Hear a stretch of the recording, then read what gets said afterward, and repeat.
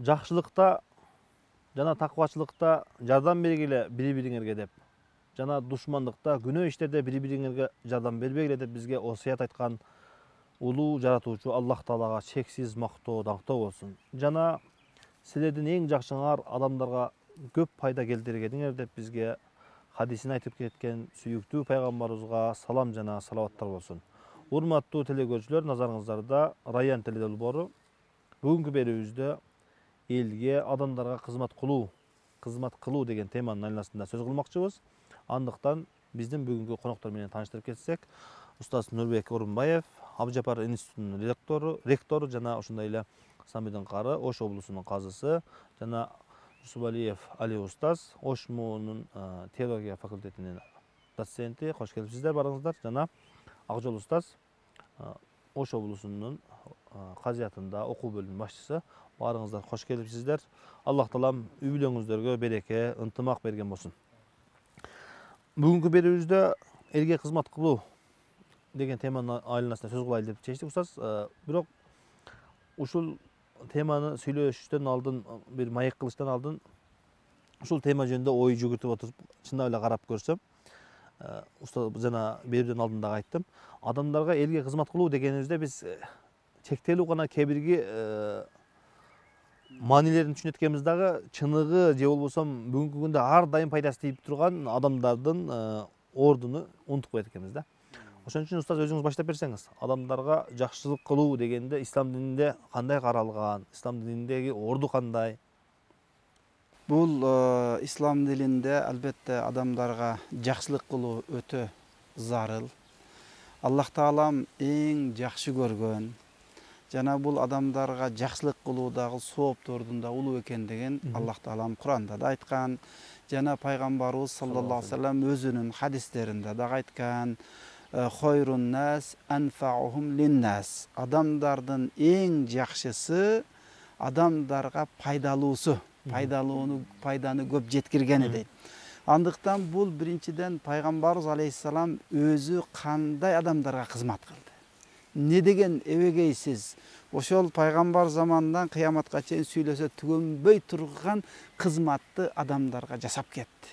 Жүрүмү менен, туруму менен, жардамы менен, колу ачыктыгы менен, берешендиги менен, батырлыгы менен, айтор бардык тараптан пайгамбар засам үлгү да болду, кызмат да кылып, ошону биз дагы кийинкилерге жеткире турган милдет да кылып кетти да. Эми кызмат дегенде албетте адамдарга сөзсүз түрдө жакшылык материалдык жактан, руханий жактан сөзсүз түрдө кызмат кылабыз да. Бирок ар ким өзүнүн кесибинде кызматы бар, элге болгон. Элге болгон кызматы бар, ошол өзүнүн кесибинде. Мисалы биз диний кызматкер катары биз руханий жактан, ошондой эле өзүбүз деле руханий жактан кызмат кылып, элге пайда келтирүү менен бирге албетте карап отурбастан муктаждарга, кыйналгандарга өзүбүз да жардам берип, жана Куранда айтылгандай башкаларды да үндөп кой. Жок дегенде башканы үндөгөнгө жарабайбы мисалы?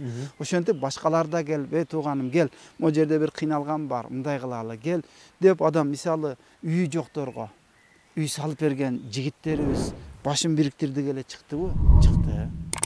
Өзүбүз да салымдарыбызды коштук, Кудайга шүгүр. Бул элге кызмат кылуу. Ал эми тарых жагынан ала турган болсок, мисалы элге кызмат кылуу дегенде бардык тараптан азыр биз бактарактар арасында отурабыз. Бактарак эгип калтырып кетүү бул дагы чоң кызмат эмеспи?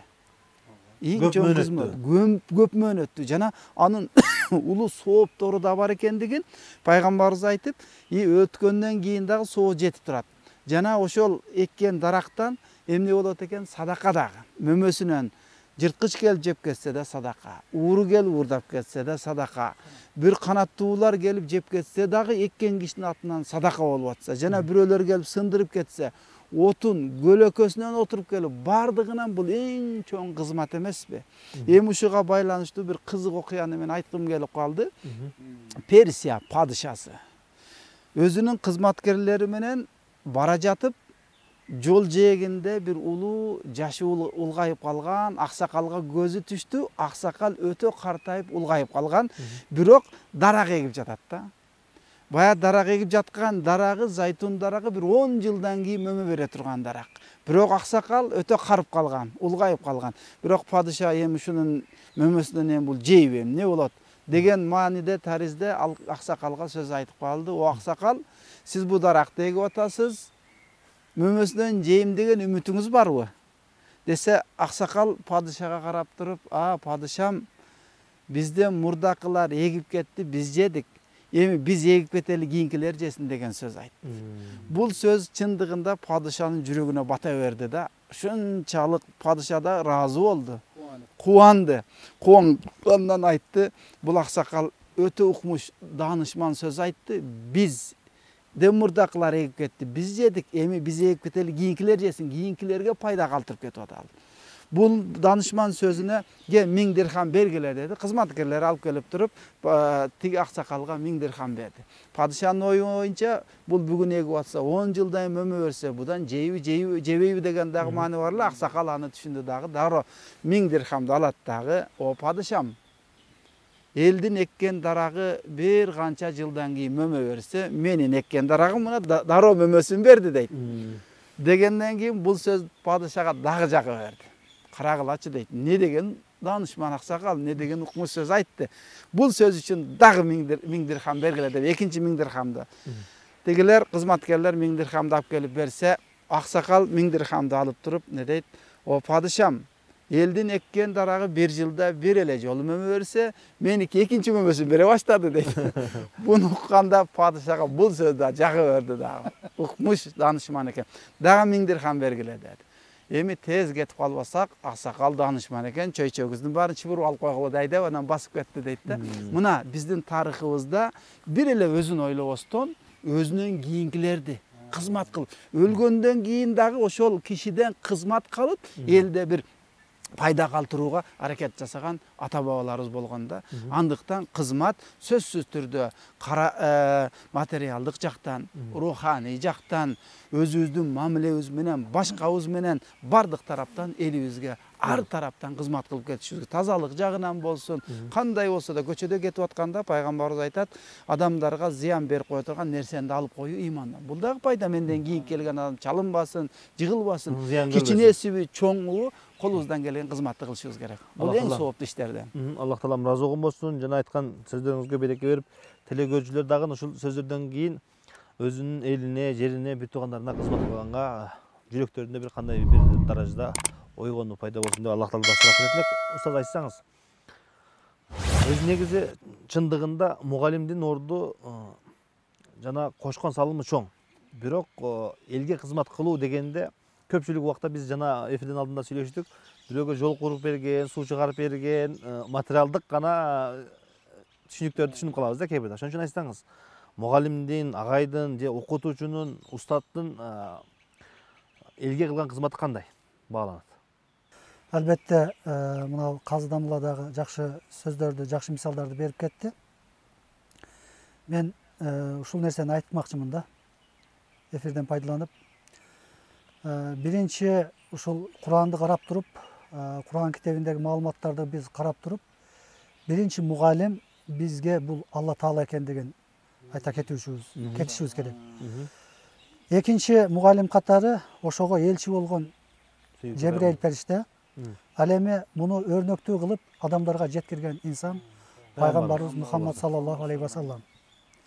Эми пайгамбарыбыздан үлгү алып өрнөктүү жашоосун жалпыга жайылткан бүгүнкү күндө ислам дининин биздин динибиз болуп, жер жүзүндө 1,5 миллиарддан ашуун инсандын дини болгондугуна шүгүрчүлүк келтиришибиз керек. Ошолордун чоң салымдары бар. Ар биринин салымдары бар. Эми ислам дининде айтат, эми бир жакшылык ишке Алла Таалам 7 эседен 700 эсеге дейре соопторду жазат.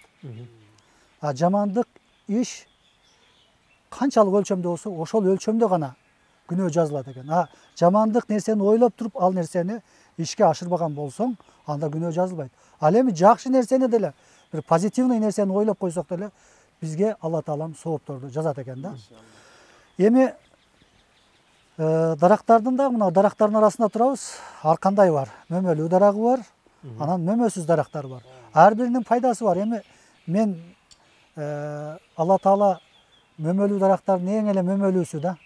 Мээримдүүлөрдүн эң мээримдүүсү болгон зат болгондон кийин ошол мээримдүүлүктү дагы бүтүндөй жер шарындагы адамзатка, жан жаныбарларга жиберип атат. Ошол мээримдүүлүктүн айынан жан жаныбарлар ошол 1% мээримдүүлүктүн айынан адамдар, жаныбарлар өздөрүнүн бала чакасын багып, жана жаныбарлар өздөрүнүн ошол арасындагы ырайымдуулук ушуну аркылуу жайылып атат да. Мен бул нерсе менен эмне демекчимин? Баягы пайгамбарыбыз айтат го, хайрукум минкум ман таалламал Кур'ан ва алламаху дейт. Силердин эң жакшыңар ошол Куранды үйрөнгөнүңөр, жана үйрөткөнүңөр дейт. Эми бул жерде катылуу жатат да. Куранды үйрөнгөнүңөр дегенде Куранды үйрөнүп эле баягы окуп коюу эмес. Куранды амал жүзүндө өзүңдүн жашооңдо көрсөтүүң да.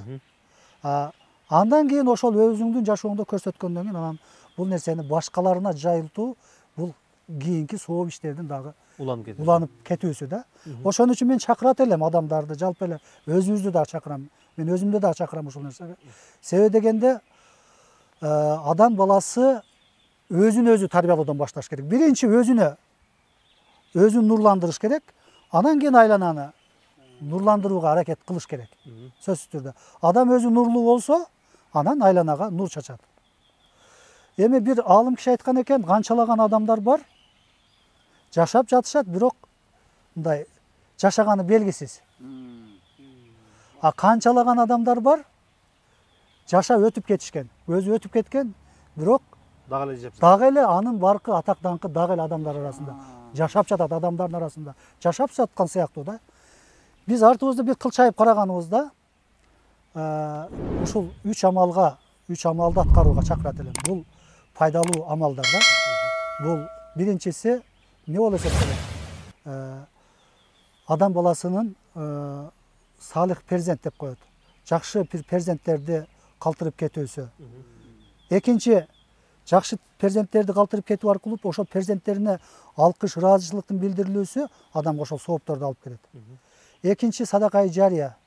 Биз билебиз, садака жария аркылуу дагы адам баласы мисалы медресе, көпүрө, жалпы эле адамдардын коомдун муктаждыгына керектүү болгон нерселердин жасалуусу аркылуу дагы ошол нерсе турган сайын ошол нерсе аркылуу адамдарга дагы сооп иштер барып турат да. Андан кийинки үчүнчү эме бул пайдалуу илим. Пайдалуу илим, башкача айтканда адамдарга мисалы устат болуп туруп, шакирттерди тарбиялап, пайдалуу шакирттерди тарбиялап чыгарсаң, же пайдалуу бир эмгек жазып, китеп жазып, адамдарга багыт берүүчү бир китептерди, эмгектерди жаза турган болсоң, мындан пайдаланган, бул шакирттериңен пайдаланган, устаттардан пайдаланган адамдар сөзсүз түрдө туура жол, туура багытты тандап алышат дагы, туура багытынан ажырабайт бул адамдарчы. Бул айтылган нерселердин баардыгы ушул элге кызмат. Бул ушул коомго кызмат, анан соопчулуктун дагы табылуусунда эң чоң кызматтарды аткаруу болуп эсептелет да. Имам Газалиден мен мисал берейин. Имам Газали кичинекей мезгилинде бир шаардан экинчи бир шаарга барып, медреседен, устаттардан билим алат да. Бир жолкусунда ошол кербен менен кошо келе жатканда, үйүнө кошо келе жатканда, каракчылар жолугуп, бая кербендеги бүт мал мүлктү алып кетишет. Анын арасында Имам Газалинин дагы китептери, дептерлери бар эле. Кетип калды. Ыйлам сурап, каракчынын башчысынын алдына барды Имам Газали. Имам Газали сурады: "Менин китептеримди, о каракчылардын башчысы, дептерлеримди бериңиз. Мен илим алып келе жаткан бир окуучумун, талабамын" деп. Анан сен кандай окуучусуң деді. Сенин колуңдан китепти, сенин колуңдан дептерлериңди алып койсом, сенде эч нерсе калбай калат экен да. Каракчылардын башчысы Имам Газалиге ушул жерде сабак берген экен. Ошол күндөн баштап илимди баягы дептерге жазуу менен эмес, окуу менен гана, баягы экзаменден өтүү менен гана чектелбестен, башына түйүп, муну өзүнүн амалында, жүрөгүнө жайгаштырып, анан ушуну ишке ашырып туруп, амалда көрсөтүп, анан бул маалыматтарды башкаларына жеткирүү менен кызмат кылып көрсөткөн экен. Ошон үчүн бул Имам Газали улуу аалым болуп, тасаввуфта, философияда, логикада, фыкхта, жалпы эле ислам илимдеринин бардык тармагында чоң илимдерди, эмгектерди жазып кеткен. Алардан арасында Ихия Улумуддин мисалы. Бул чоң китеп, аябай чоң китеп. Мунун немесин карап көрсөк, пайгамбарыбыздан үлгү алгандыгы, пайгамбарыбыздын жашоосун модель кылып туруп, өзүнүн жашоосуна Имам Газалинин өрнөк алгандыгын биз билсек болот да. Ошон үчүн мусулмандын ар бир жашоосу, ар бир кылган кызмат иштери сооптуу экендигин биз унутпашыбыз керек. Ошон үчүн эрте менен турганда дайыма бисмиллахир-рахманир-рахим, Алла Таала мага береке пейиздүү жакшы бир иштерди жасаганга мага күч кубат бер деп туруп Алла Тааладан суранып чыга турган болсок, биз ошол жолдо элге кызмат, жалпы мамлекетке кызмат кылган болуп эсептелебиз. Аллах Таалам ыраазы болсун. Жана бул жерде дагы бир баса белгилеп кете турган нерсе, бүгүнкү күндө жок эле дегенде адамдарга зыян бербей коюу дагы бул адамдарга пайда келтирбек экен да. Ооба. Бүгүнкү күндө Зыяндан кайтуу деле. ооба, Зыян жолдо кетип атасың, жарым жолго жеткенде ошодон кайтуу деле бир пайда. Ооба. Себеби бүгүнкү күндө бир сөз менен эки адамдын ортосунда, эки үй бүлөнүн ортосунда, эки мамлекеттин ортосунда уруш чыгарып коюш, келишпештикти чыгарып коюш оңой эле болуп калды. Ошон менен биргеликте эле ошол бир сөз менен эле ошол сөздү жазбай койгон болсо, жөнөтпөй койгон болсо, таркатпай койгон болсо, ошол нерсе токтоп калат экен да. Ошон үчүн устаз сиз дагы айтсаңыз, биз элге кызмат кылуу дегенде устаздар эң сонун жерлерин айтып кетишти да. Түбөлүктүү кала турган устаз, мисалы үчүн устаз сонун жерин айтты. Түбөлүктүү кала турган элге пайда берүү жагынча. Сиз дагы белгилеп айтсаңыз, бүгүнкү күндө бизде ушундай жашоого мүмкүнчүлүктөр түзүлдү, кызмат кылганга, жардам бергенге ушундай жакшы мүмкүнчүлүктөр түзүлүп калды да. Элге кызмат кылыш үчүн өзгөчө жаштарга кандай мүмкүнчүлүктөр бар дагы? Жаштарга мүмкүнчүлүк, мисалы азыр бизде Кыргызстан мамлекетибизде Кудайга шүгүр десек болот. Бүт бардык тараптан эркин койгон, ким эмне иш кылам десе уруксат. Мен ушул жалпы эле жаштарга айтат элем, негизи мамлекеттен биз бир нерсени талап кылбастан мамлекетке өзүбүз биринчи пайда келтирсек. Мисалы мамлекет үчүн эмне кылдык? Себеби биз ар бир жана мамлекеттин жаранмын, патриотмун дегенде, мисалы бир мен атамдын баласы болсом, атама кызмат кылышым керек да. Биз деле мамлекет биздин атабыз да, мамлекет биздинчи. Биз биринчи атага кызмат кылайлы, атадан анан бизге ыраазычылык баягындай болгондой эле. Биз мамлекетке биринчи кызмат кылайлы. Мен бул бир жөнөкөй эле мисалдар Каздамла да билет. Ушул эле Өзгөн районунда болду, Алайда болдук. Мисалы колунда бар инсандар менен бир жакшылык ишке себепчи кылып коебуз болгону. Бул чоң кызмат да, пайгамбарыбыз хадисинде айткандай эле, ким бир жакшылык ишке себепчи болсо, аны кылгандай сооп алат атпайбы? Мүмкүнчүлүгү бар адамдар мисалы табып бир 5-10 тыйын берет. Адам мисалы ошол эле Өзгөндө, Алайда мисалы Каздамда бир топ жерге суу чыгарылып берилди, элге таза суу мененчи. Жалпы эсептен бир 15-20 чукул айылдарга таза суу менен камсыз болду. Ал бир жеңил эле жол менен келди да, мындайча айтканда жана бир таза булактардан бир шланга менен түтүктөрдү сатып алып келип, ошо менен эл суу ичти. Бул дагы болсо бир чоң бир салым болду мамлекетке болгончу. Ушуга окшош эле мисалы кээ бир жолдор мисалы жаан жаганда ылай болушу мүмкүн. Жаштар мына ушул нерсеге бириге калып, ошол эле мен айтам, жалпы Кыргызстан эмес, мисалы кайсыл айыл эмнеге муктаж болсо, ошол эле айылдын жаштарынын колунан келе турган нерселер бар да. Мисалы ошол эле ылай көчөгө бир 10 КАМАЗ кетер, 1 КАМАЗ ашып барса бир 5000 сом тегер, 50 сомдо шалт өп койсо адам кыйналбай басат. Ошол эле мечитке барсын, ошол эле мектепке барсын, ошол эле айыл өкмөтүнүн зданиясына барсын. Мамлекеттик эмне жумуш болбосун, адамдардын пайдалана турган нерсесине салым кошуп атат. Буну баягы мамлекеттик карап отура бербестен колунда бар мүмкүнчүлүктү пайдаланып, мына ушуну көпчүлүк учурда дин кызматкерлери аябай жеткирет да. Бул сооап иш, ошо өтүп кеткен тууган урунга багыштап өзүң үчүн деле пайда деп, мына ушул дагы бир чоң кызмат деп ойлойм. Себеби башында да айткандай, пайгамбарыбыздын хадисине ылайык, бир жакшы ишке себепчи болсок, иншалла аны биз өзүбүз кылбасак да кылгандай сооп алабыз.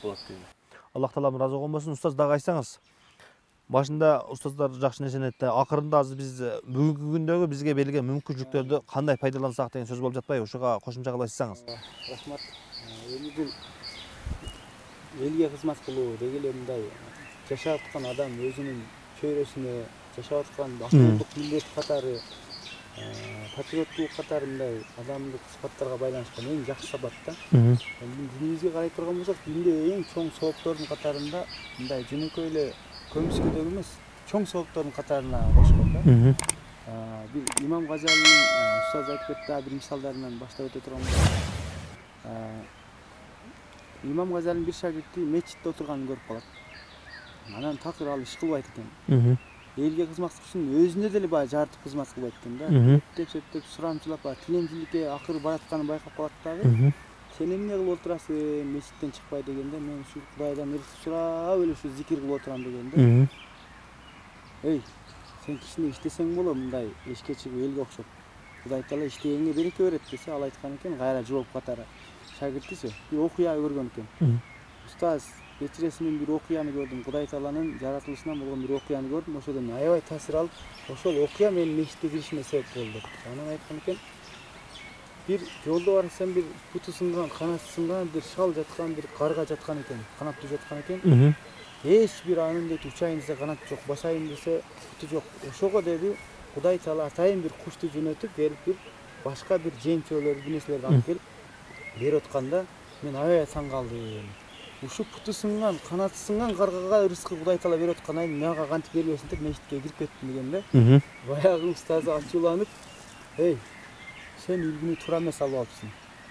Ал ошол сага жем алып берген, жем алып келген куш сыяктуу болбойсуңбу? Жардам сурап эмес, жардам берүүчүлөрдөн болбойбу? Сен үлгүнү туура эмес алып алыпсың дегенде, анан устазынан жана кечирим сураган экен да. Ошол сыяктуу биздин мындай сырткы мындай жалпы эле көз караш менен караганда адамдарга кызмат кылуу бул өзүнчө бир сыймыктуу нерсе. Муну Кудай Таала ар кимге насип кыла бербейт. Ооба. Ар ким өзүнүн курсагында ойлошу мүмкүн. Бирок ошол адамдардын келип колуна мисалы эми расмий жумуштарды айтып өтө турган болсок, эшигин алдына келип мына жумушту битирип берип коюңузчу, антиңизчи, мынтиңизчи деп кеңеш сурап келгендик, ошол адамга бир чоң Кудай Тааланын сыноосу катары, ошол эле түрдө чоң бир жакшылыгы берилип аткан ошол. Элдер жөн келген жок. Ошол Кудай Таала ошол адамга назарын түшүрүп, ошол аркылуу чечилип аткан проблема болгондук, бул бул эң чоң нерсе деп билиш керек да. Анан экинчисинен бир эле ошол жалаң эле айлык алып, расмий штатта бекитип эле мамлекетке кызмат кылам эмес, мына ал жолу инибиз айткандай, айлык албастан деле нарагынан ыйман деген нерсе бар да. Биз мусулман катары, патриот катары, атул катары, Кыргызстандын жараны катары, Кыргызстанды биз өзүбүз үйүбүз катары сезишибиз керек. Бүтүн биздин үйүбүз. Эртең Кыргызстан жок болсо биз деле жоголобуз. Паспортубуз жоголот, ошондон ары биздин улутубуз деле, башкабыз деле жоголуп кетиши мүмкүн да, Кудай сактасын. Ошого ыйман менен мындай жүрөгүбүздө мындай калыс көз караш менен караганда, жашаган ар ким өзүнүн мүмкүнчүлүгүнө жараша мамлекетке, айылына, районуна кызмат кылса болот да. Кимдин башта агайыбыз жакшы айтып өттү, эфирден сырткары Али агайыбыз айтып кетти. Кайсыл адам кайсы кесиптин ээси болсо, ошо кесибин мыкты жеткирген болсо, ошол эң чоң кызмат. Мисалы жөнөкөй эле бир мисал, кадрларды ошол ар бир кайсы тармакта болгон болсо адам, мисалы биз диний тармакка көбүрөөк басым жасаган үчүн диний адамдарды азыркы жашоого көз карашы туура, жакшынакай ошол динди билген адам катары, мисалы ошол өзүбүз тараптан кадрларды чыгарып коюу эң чоң нерсе. Ыймандуу юристтерди чыгарып коюу, мисалы юристтер эң чоң мамлекеттин чоң байлыгы. Ыймандуу врачтарды чыгарып коюу, башка да күч органдары башка сөзсүз ошол өзүнүн тармагындагы кийинки жетелеп кадрларды чыгарып коюу бул эң чоң, мындайча айтканда, чоң байлык. Элге кылган кызмат. Тарыхты эстеп өтпөсөк болбойт. Мисалы каздамларда ар жакка мындай элдер менен жолугушканда көп айтып жүрөт да, мага ошол кулагыбызга сиңип калган экен, айта кетели. Мисалы мына азыр биз эгемендик Кыргызстан деп 2019-жылы жашап атабыз, жакшынакай. Азыр баардык Кудай шүгүр колунда бар. Мүмкүнчүлүк жакшы. Жаз дебей, күз дебей дасторкондой сегиз. Мурда эле бир биз бала кезибизде эле көрчү элек, 15 жыл мурда эле, 10 жыл мурда эле дасторкондо кеткенде элдер сыпсыйда алып дасторкондо иштеге калбай калчу. Адамдардын эмеси башкачараак эле. Ооба. Азыр пакетке салып атат, алып атат, баардыгы ашат да. Токчулук, Кудайга шүгүр. Диний эркиндиги, сөз эркиндиги, башкасы бизде мамлекет жактан бизге жарандар берилген чоң укуктар берилди, өтө чоң эркиндиктер берилди. Мүмкүнчүлүк. Мына ушул мүмкүнчүлүктөргө кимдердин салымы бар деген маселе турат да. Өзүбүздүн азыркы 21-кылымда жаңы муундун кыйын болуп, өнүгүп өсүп кетип, билим жактан кыйын болуп, ушул нерсеге жетип калдыкпы же бизге мындай бир түпкү кичине жол салып берип койгон мурдагы муундардын салымы барбы жокпу деген маселеде. Албетте бар дейбиз. Бул ошол мурдагы ата бабаларыбыз, дини эски мурдагы алымдар, дин тармагындагы мамлекеттеги багы илгерки патриоттуу адамдар, алардын баардыгы азыр Кудай Тағала рахмат кылсын, алар кабырда жатышат. Алар бизге ошол өзүнүн учурда чоң кадрлар чыгарганга, мамлекетке мындай айтканда бир бурууга бир жол алып келгендиги үчүн ушул эркиндик заманга жетип атабыз. Эми биздин мына темага байланыштуу айта турган нерсебиз, кийинки муунга кандай биз салым кошо алдык. салым кошо алабыз, мамлекетти кандай деңгээлде Өткөзүп беребиз аларга. өткөрүп беребиз. Ушул маселе эң чоң суроо болуп турган нерсе да. Ошого баардыгыбыз мен дагы жаш болсок да чыкырып кетели. Ар бирибиз ушул айлыкты же башканы карап отурубуз. Ким баягы албай алына жараша дегендей өзүнүн мүмкүнчүлүгүнө жараша, бирөөсүнүн илими бар, бирөөсүнүн билими бар, бирөөсүнүн кесиптик жөндөмдүүлүгү бар. Ар гана бирөөсү болсо Ой пикири, идеясы менен эч колунан аксакалдар бар, мисалы 60-70 чыккан, кол физический жүк күч жасай албаган менен анын нарк насилдүү мындай жакшынакай сөздөр менен осар насаатта насааттар менен берген болсо, ошол албетте биз келечекке жакшы бир кадам жасайбыз. Дагы бир мисал келтире кетсек, биз Америкага барганда баягы өзүбүзгө алган пайдаларыбыздан да. Ошол жерде Америкада атайын мамлекеттик деңгээлде программа бар экен. Ошол программанын негизинде коомго пайда келтирүү. Bir günde 10 minuta, bir cumada 1 saat, bir ayda 1 gün degende. айлыктан тышкары, Айлыктан сырткары да. расмияттардан тышкары. Расмияттардан сырткары ар бир жаран ошол өзүнүн элге кайсы тармактан, кайсы жактан мүмкүнчүлүгү бар. Жок дегенде көчөдөгү кишини да алып өтүп кой, жардам берип кой дегендей. Биз бала бакчаларга барганда да аябай таң калдык да. 3 балага бирден тарбиячы отурат да. Булардын бардыгына кандай айлык жок, булар айлык албайт. Биздин ошол мамлекетибиздин коомго пайда келтирүү программасы негизинде булар бир жумада 2 күн эс алса 1 күн садикке берип койгондар. Очут кылып коюп коюшкан. Келип 1 күн карап берип кетип калышат, айлык албайт. Ошондо аябай ыраазы болуп да. Дагы бир ал жердеги бизге көңүлүбүз жаккан нерсе жылмаюуну мамлекеттик программада киргизиптир да. Атайын. Ошол бала бакчадан баштап барсаң, коноктор келди, жылмайгыла деп жылмайып турушат. Көчөдө Садака. кетсең, ушул Бизге пайгамбарыбыз канча жыл мурун айткан болду. Ар бир адамга. мамлекеттик деңгээлде киргизип коюп турду. Ар бир адамдын жүзүнө карасаңыз, дароо эле байкайсыз, жылмайганын көрөсүз да. Бул дагы аябай бизге жакты, ушундай көп программаларды. Андан кийин садака. Ар бир бизге барганда, окутканда, биз эми жол эрежесин окутат деги бу деп ойлонуп барсак, ар бир адам садака бериш керек дейт да. Олар чиюй деп коет экен. Таксиге отуруп калсаңыз, 1-2 доллар кошумча садака берип коюңуз. Мейманканада жатып чыгып кетип атканда, жастыктын алдына 1-2 доллар коюп коюңуз, садака болуп калсын. Ушул нерселерди мамлекеттик деңгээлде киргизип коюптур, ар бир аткарат экен. Бизде бул нерсе ишеничибизде бар. Бул ишеничибизде Куранда пайгамбар алейхисаламдан келеткан эң сооптуу Амал. Аллах таалам барыбызды ошо элине, жерине, динине кызмат кылган, өзүнүн сүйүктүү колдорунан кылган болсун. Барыңыздардан Аллах таалам ыраазы болуп, айткан сөздөрүңүздөргө Аллах таалам береке берип, коомчулукка барыбызды ушундай пайдасын тийгизген адамдардан кылган болсун. Ар дайым пайгамбарыбыздан үлгү алган, азыр өтө сонун сөздөр айтылды бардык жаатта. Телекөрүүчүлөр дагы ушул сөздөрдөн кийин аларды дагы ушундай элине, жерине, динине кызмат кылуу каалоолору, кызмат кылып келе жаткандар бар. Ошол каалоолору дагы ушул сөздөрдү уккандан кийин көбөйүп, элине, жерине кызмат кылышып, салым кошо берсин деп Аллахтан сурап кетет элек. Баарыңыздарга чоң ыраазычылык билдиребиз. Биздин эфирге келип, убактыңыздарды бөлгөнүңүздөр үчүн Аллах таалам сиздерге көптөгөн сооптор жазган болсун. Жана Аллах таалам бизди ушундай сонун жерлерде чогулткандай, кыямат күнүндө дагы бейиште пайгамбарыбыздын жанында ушундай сонун жерлерде чогултсун деп Аллах таалам сурап кетет элек.